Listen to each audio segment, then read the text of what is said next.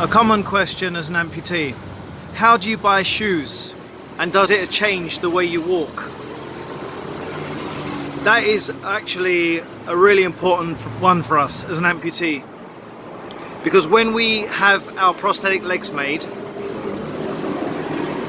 we have them made to whatever we were wearing on that day, which can be incredibly annoying if you buy a set of trainers, sneakers, or shoes with a flat or a heel.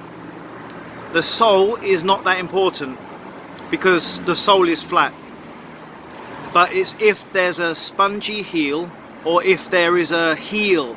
So the difference between that and that can be incredibly painful.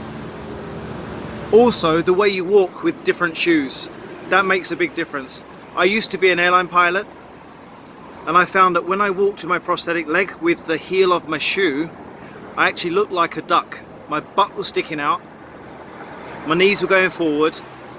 It was quite horrible, so I ended up cutting the heel of my shoe to make my shoes flat. So there's a few ways to do it. The way, if you've become an amputee for a long amount of time like I have, I can adjust my prosthetics all the time without issue to change the socket spacing, the socket position. So if your socket's like that, it will then become like that. And then when you put a shoe on, it goes flat, blah, blah, blah. So when you go to have a prosthetic leg made, I always suggest going with a leg with a tiny, tiny heel. So your shoe has a very small heel, not quite straight. And what that allows for is about a 2 or 3 millimeter movement in your shoe.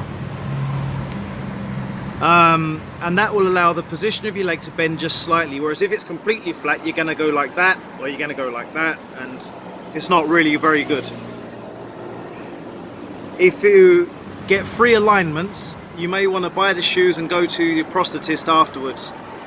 But it really isn't that difficult to change your position of your joint, of the joint for your socket. I might do a video on that if people ask for it. I'll show you how to do it. However, it may completely wipe out your warranty, so you need advice on that first from your prosthetist. So if you've got another question about how to get shoes, you can ask me in the comment section again, and I'll try and do something. I'll explain a bit more in depth. Have a great day.